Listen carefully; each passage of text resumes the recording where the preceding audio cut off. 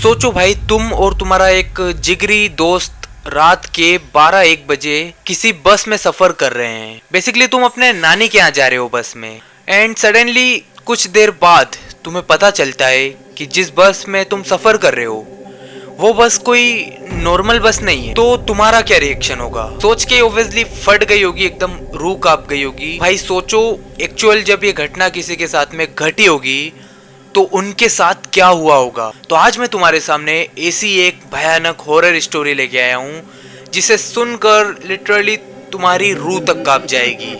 तो अभी चलिए करते इस स्टोरी की शुरुआत।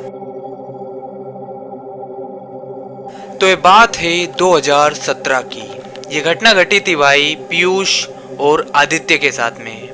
ये दोनों भाई 10th क्लास में पढ़ते थे और ये दोनों रहते थे अहमदाबाद में, गुजरात के अहमदाबाद में। अभी पीयूष और आदित्य की जो दोस्ती थी भाई काफी ज्यादा क्लोज थी। और जो आदित्य था उसका ना एक फिक्स था भाई कि जब भी उसकी गर्मियों की छुट्टियां पड़ती थी स्कूल की तो वो अपने नानी के यहाँ रहने जाता था 1-2 महीने के लिए। तो इस बार भी आदित्य के और पीयूष के 10th के एग्जाम खत्म हुए। तो जो आदित्य था, एग्जाम खत्म होने के बाद गर्मियों की छुट्टियां आ गई थी तो उसका तो फिक्स था भाई जाने का कि हाँ वो तो जाएगा नानी के यहाँ। उसके नानी जो थी भाई वो सूरत में रहती थी और उसकी नानी का कोई भी लड़का नहीं था, सिर्फ लड़की थी। यानी आदित्य का कोई भी मामा नहीं था। आदित्य की नानी थी भाई वो काफी ज्यादा अमीर थी।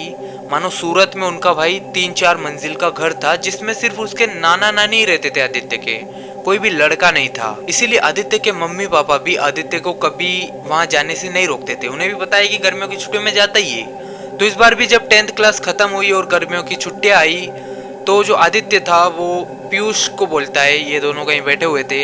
आदित्य पीयूष से कहता है कि भाई देख, तेरे को पता ही है मैं हर बार नानी के यहाँ जाता हूँ सूरत, और मैं सोच रहा हूँ कि इस बार तू भी चल मेरे साथ। वैसे भी साला गर्मियों की छुट्टियां आए और यहाँ बैठे बैठे मतलब बोर होता रहेगा तू, और क्या ही करेगा पूरे दिन घर में। तो इससे चल, मेरे नानी का बहुत बड़ा घर है सूरत में और उनके घर के आसपास आइटम भी रहते हैं बहुत सारे, मतलब समझ रहे हो भाई, उसको बोलता है। तो जो पीयूष था भाई ये सुनने के बाद एकदम खुश। ही वॉज लाइक, क्या बात कर रहा है, बिल्कुल चलूंगा भाई। फिर तो तेरे को मालूम है तेरा भाई इस मामलों में तो पायलट है, मतलब ऐसा बोलता है। तो भाई बहुत ज्यादा खुश हो जाता है पीयूष भी कि यार चलो, वैसे भी घर पे क्या ही करूँगा मैं। तो जो पीयूष था वो भी अपने घर पे परमिशन वगैरह लेता है मम्मी पापा से। तो पीयूष के घर वाले परमिशन दे देते हैं क्योंकि आदित्य को अच्छे तरीके से जानते थे, और आदित्य के घर वाले तो परमिशन दे ही रखी थी हर बार जाने की। आदित्य की मम्मी थी वो भी उनकी मम्मी यानी आदित्य की नानी से बात करती है कॉल पे कि मम्मी बच्चे आ रहे हैं, ध्यान रखना, आदित्य के साथ उसका एक दोस्त भी आ रहा है, तो कोई भेदभाव मत करना और अच्छे से रखना। तो ये जो आदित्य और पीयूष थे ये उसके 1-2 दिन बाद ही ट्रेन की टिकट वगैरह बुक करते हैं और सामान वगैरह पैक करके स्टेशन पे पहुंच जाते हैं। बट भाई ये किसी वजह से स्टेशन पे पहुंचते पहुंचते काफ़ी ज़्यादा लेट हो जाते हैं, और इनकी जो ट्रेन थी वो दिन में करीब 1 या 2 बजे की थी, और वो ट्रेन इनसे हो जाती है मिस, छूट जाती है वो ट्रेन, क्योंकि साले पता नहीं क्या कर रहे थे, लेट हो जाते हैं। अभी वो ट्रेन तो भाई मिस हो जाती है। जिससे ही वहाँ पहुँचते हैं बड़े टेंशन में आ जाते हैं कि साला इतना एक्साइटमेंट थी, इतने ज़्यादा खुश होके आए थे, सब कुछ सामान भी पैक करके आए थे और ट्रेन ही छूट गई। अब तो ये दोनों स्टेशन पे ऐसे सिर पे हाथ रख के वहाँ चेयर पे बैठ जाते हैं। तभी ये दोनों आपस में ट्रेन की कुछ बातें कर रहे थे। तो एक अंकल थे इनके पास में बैठे हुए थे, वो सुन लेते हैं। वो कहते हैं कहाँ जाना है बेटा? तो ये पूरी बात बताते हैं कि अंकल ऐसी ऐसी बात है, वहाँ जाना है, सूरत जाना है हमें, हमारी ट्रेन मिस हो गई है। तो जो अंकल थे मोबाइल में कुछ देखते हैं ट्रेन का, तो देखते कि एक ट्रेन है जो कि शाम के 6 बजे की है। वो अंकल आदित्य और पीयूष से कहते कि बेटा यार एक ट्रेन है जो कि शाम के 6 बजे आएगी और अभी बज रहे 2, तो 3-4 घंटे अगर वेट कर सको तो वो उस ट्रेन में जा सकते हो आप।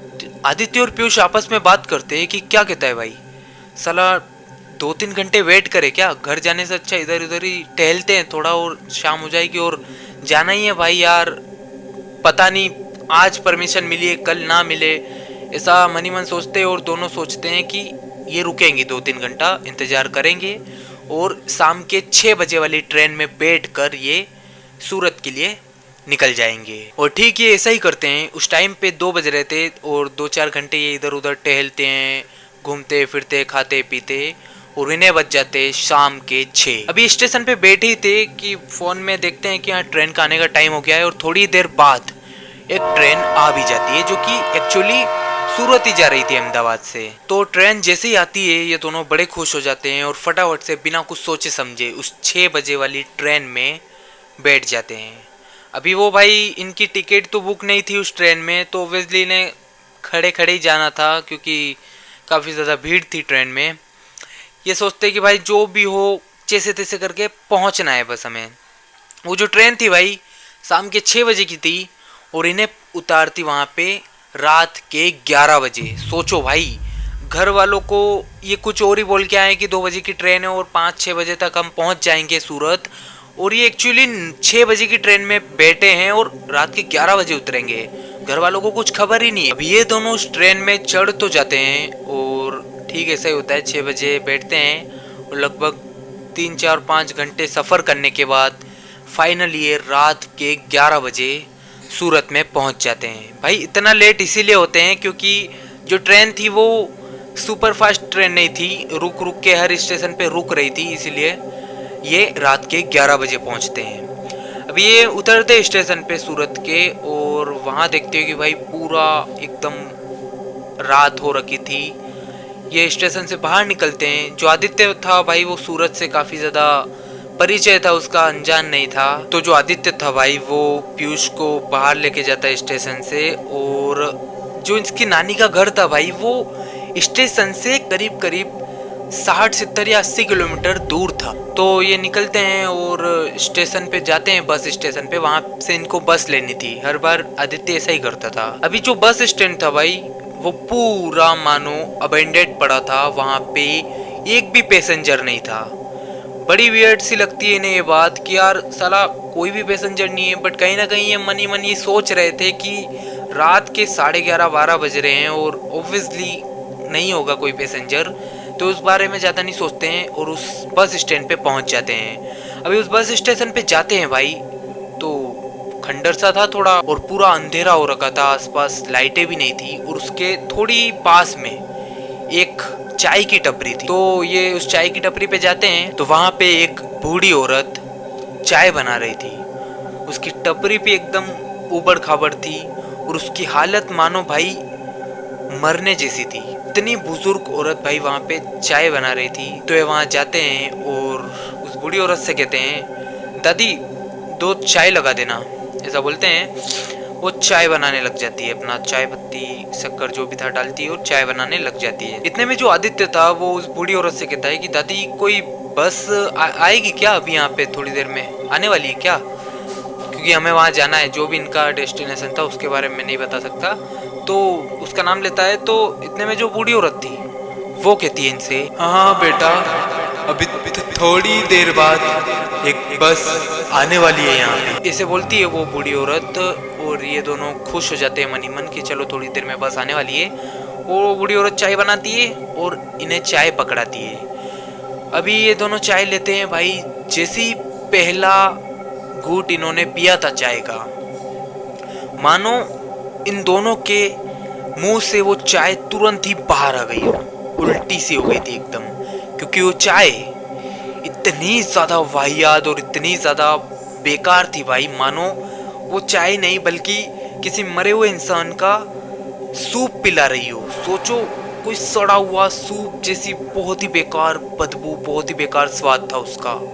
ये दोनों भाई मानो उल्टी सी हो गई थी इन्हें। ये कहते हैं, अरे दादी ये चाय बनाई है, क्या पिलाया है हमें, क्या डाला इसके अंदर, ऐसा बोलते हैं। इतने में जो बूढ़ी औरत थी वो इनसे कहती है, बूढ़ी हो ना, पता नहीं शक्कर की जगह कुछ और ही डाल दिया होगा, माफ कर दो बेटा। ये सोचते हैं जाने दो यार, कौन बहस करे फालतू का। ये पैसे देते हैं और अपना स्टेशन पे जाके वापिस बैठ जाते हैं। अभी इन्हें बैठे बैठे भाई 10 मिनट बीते, 15 मिनट बीते और बज जाते हैं रात के करीब 12:40। अभी जो पीयूष था उसकी नजर उस चाय की टपरी की तरफ जाती है, जो बूढ़ी औरत की चाय की टपरी थी।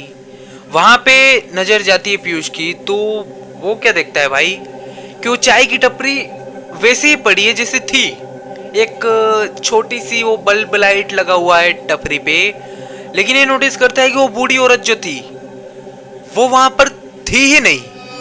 अचानक कहाँ चली गई। ऑब्वियसली यार कोई भी डरेगा ना रात को, तो ये दोनों बात करते हैं कि यार ये बूढ़ी औरत कहाँ गई।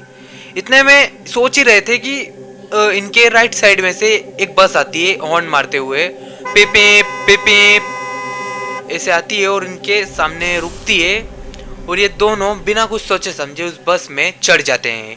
कंडक्टर से बात करते हैं। जैसे ये लोग उस बस में चढ़ते हैं भाई, तो जो कंडक्टर था वो बस के वहीं खड़ा था अंदर। ये देखते हैं कि वो कंडक्टर एक टोपी पहनी हुई है अजीब सी, और कंडक्टर की ड्रेस में था, और उसकी आंखें भाई मानो ऐसी सी थी कि कोई मुर्दे की आंखें हो, एकदम खाली अलग ही लग रही थी मतलब। और उसका चेहरा भी पूरा मायूस सा था। इन्हें वियर्ड लगती है भाई ये बात कि क्या है ये, तो ये कंडक्टर को बोलते हैं कि वहाँ जाना है हमें, और बैठ जाते हैं पीछे आके। अब ये नोटिस करते हैं भाई कि उस बस में लिटरली कोई भी नहीं है। एक तो सिर्फ ड्राइवर है, एक कंडक्टर है, और सिर्फ ये दोनों है, आदित्य और पीयूष। इनके अलावा पूरी के पूरी बस खाली थी। ये ज्यादा नहीं सोचते उसके बारे में, और जाके एकदम लास्ट वाली सीट पर जाके बैठ जाते हैं, और बस वापस चलना शुरू हो जाती है।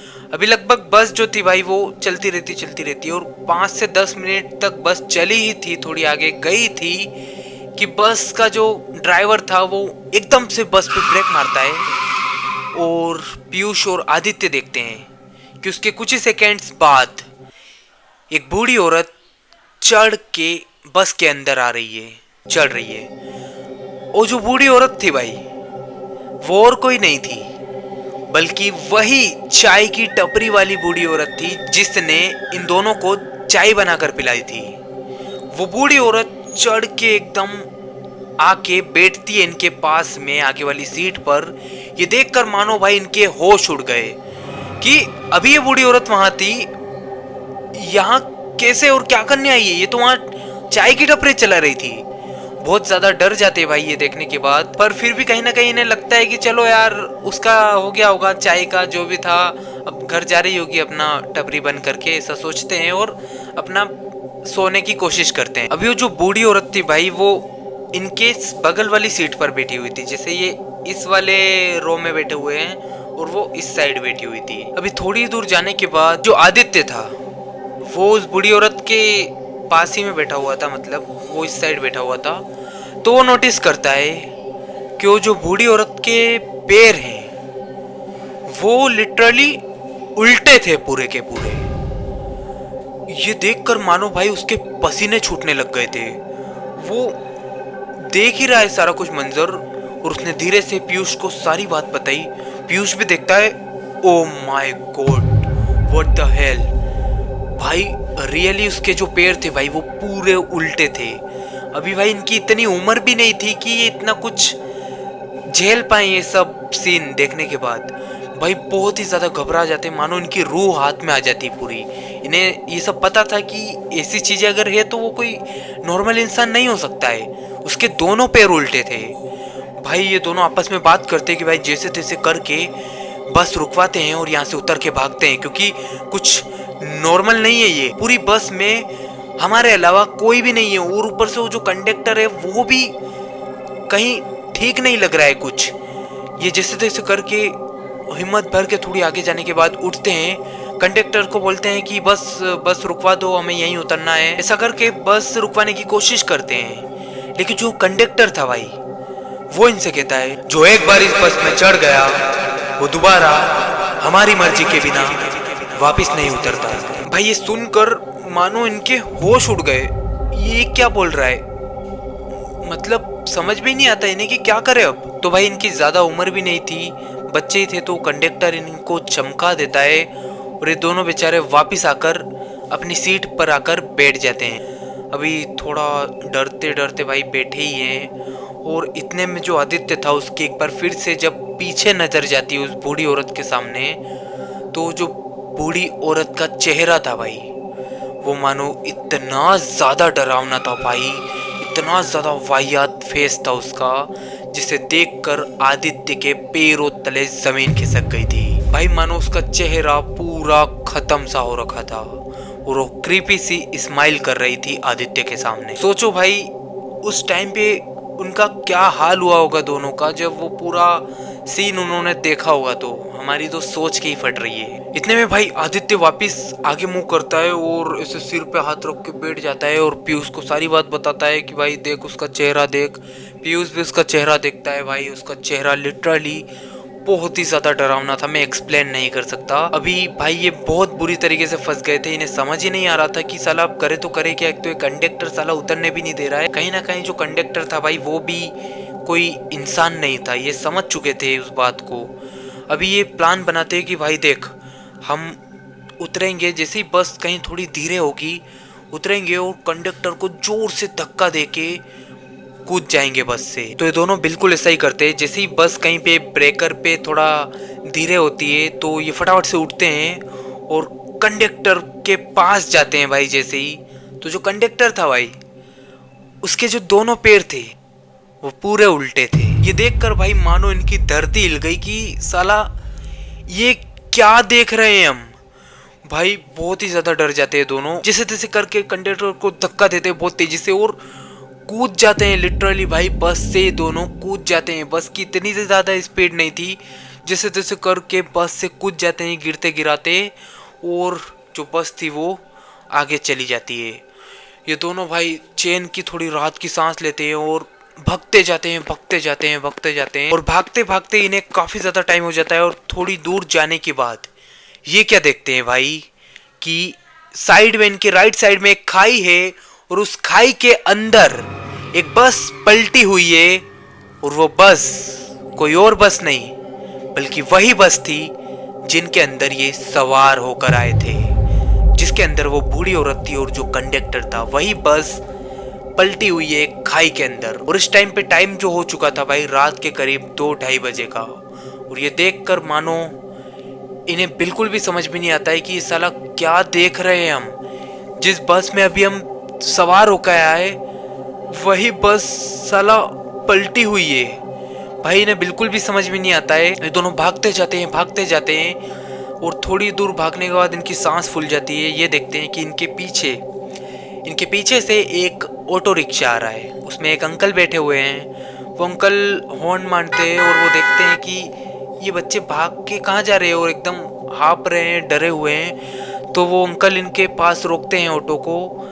तो कहीं ना कहीं सबसे पहले दोनों भाई वो अंकल के भी पैर देखते हैं कि कहीं ये भी भूत तो नहीं है, कहीं इनके भी पैर उल्टे तो नहीं है। ये देखते हैं कि उनके पैर बिल्कुल नॉर्मल है। और वो कहते बेटा क्या हुआ, कहाँ जा रहे हो, भग के इतना हाँप रहे हो, घबराए हुए, क्या क्या हो गया तुम्हारे साथ। तो ये रुकते हैं, हाँपते हाँपते पूरी बात बताते हैं अंकल ऐसा ऐसा हुआ है हमारे साथ। पूरी स्टोरी बताते वो अंकल को। इतने में जो अंकल थे भाई वो स्टोरी सुनने के बाद इनकी मानो उन अंकल के होश उड़ गए। वो कहते हैं कि बेटा ये क्या मंजर देखा है तुमने। और वो अंकल इनसे कहते हैं कि बेटा जो कोई भी हादसा तुमने देखा है, जो कोई भी मंजर तुमने देखा है, वो कोई सपना या फिर कोई कल्पना नहीं थी तुम्हारी।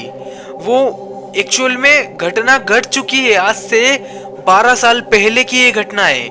एक टाइम था जब उस बस के अंदर जितने भी पैसेंजर बैठे हुए थे, उस बस का जब एक्सीडेंट होता है तो बस पूरी खाई में पलटी हो जाती है। बहुत बुरी तरीके से वो हादसा होता है और उस हादसे में जितने भी पैसेंजर थे वो ऑन द स्पॉट वहीं पे मर जाते हैं, सभी के सभी। और जो ड्राइवर था, जो कंडक्टर था, उनकी भी मृत्यु हो जाती है। उसके बाद से जो कोई भी इस रास्ते से गुजरता है उनको वो बस डेफिनेटली दिखाई देती है। रात के 12, 1 या 2 बजे हर किसी को बस यहाँ पे दिखाई देती है। और भगवान का लाख लाख शुक्र हो कि जैसे तैसे करके तुम उस बस से उतर गए, वरना जो कोई भी उस बस में चढ़ता है रात के समय वो वापस कभी जिंदा उतर नहीं पाता है, लौट नहीं पाता है उस बस से। वो तो भगवान का शुक्र है कि तुम जैसे तैसे करके निकल गए और मेरी नज़र तुम पे पड़ी। मैं स्टेशन पे सवारी छोड़ के आ रहा हूँ तो मेरी नज़र तुम पे पड़ी और मैंने तुम्हें देखा। तो जल्दी से तुम दोनों मेरे ऑटो में बैठो और जहाँ भी जाना है तुम्हें मैं छोड़ देता हूँ, चलो आगे तक छोड़ देता हूँ। तो ये दोनों ऑटो में बैठते हैं भाई और एड्रेस वगैरह बताते हैं और वो अंकल इन दोनों को आदित्य के नानी के घर पे छोड़ देते हैं। अभी सुबह के लगभग 4-5 बज चुके थे और ये पूरी की पूरी स्टोरी जब नानी को बताते हैं दोनों, तो इनकी जो नानी थी भाई वो भी बहुत ज्यादा टेंशन में आ जाती है कि बेटा तुम पागल हो क्या आदित्य, तू इतना समझदार हो के ये गलती कैसे कर सकता है? तुझे तो पता है सब कुछ कि किस टाइम पे घर से निकलना चाहिए और किस टाइम पे आना चाहिए। तू क्या किया तुम लोगों ने? ये इतना लेट आने की क्या जरूरत थी? कल आ जाते, परसों आ जाते, 1-2 दिन लेट भी हो जाते तो क्या दिक्कत थी? मतलब रात को निकलना जरूरी था क्या तुम्हें? ऐसा मतलब डांटती है बहुत ज्यादा इनकी नानी और बहुत ज्यादा टेंशन में भी आ जाती है क्योंकि इसकी नानी के पास आदित्य की मम्मी का कंटिन्यूसली कॉल आ ही जा रहा था कि मम्मी बच्चे आए या फिर नहीं आए, या फिर नहीं, ऐसा बार बार कॉल आ रहा था क्योंकि उस टाइम पे ये पहुंचे ही नहीं थे। ऑब्वियसली टेंशन बहुत ज्यादा हो रही थी आदित्य की मम्मी को भी और आदित्य की नानी को भी। जैसे तैसे करके पहुंच तो जाते हैं और नानी बहुत ज्यादा चिल्लाती है इनको। और भाई आप यकीन नहीं मानोगे, ये जब घटना इनके साथ में घटी है ना, तो आज तक ये दोनों इस घटना को कभी भुला नहीं पाए हैं। जब भी कोई बस की बात सामने आती है, कोई भी बस की, तो इन्हें वो तुरंत से वो इंसिडेंट, वो घटना इनके दिमाग में घूमने लग जाती है कि हमारे साथ क्या हुआ था वो मंजर। उसके बाद से भाई लगभग 10 से 15 दिनों तक तो मानो ये दोनों उस घटना को भुला नहीं पाए थे। ये जो इंजॉय करने आए थे नानी के यहाँ, वो इंजॉय भी ठीक से नहीं कर पाए थे 10-15 दिन तक। तो उसके बाद धीरे धीरे सब कुछ नॉर्मल हुआ और अब जाके कहीं ना कहीं ये बात उनके दिमाग में से निकली है। तो भाई यही थी आज की हॉरर स्टोरी। मुझे उम्मीद है कि वीडियो तुम्हें थोड़ी सी भी अच्छी लगी होगी। तो भाई अगर अच्छी लगी है तो वीडियो को लाइक कर देना, चैनल को सब्सक्राइब कर देना और अगर चैनल पे नए हो तो भाई एक अच्छा सा प्यारा सा कमेंट भी कर देना। और आप ये हमारी वीडियो कहाँ से देख रहे हो ये भी कमेंट में बता देना। तो फिर मिलते हैं।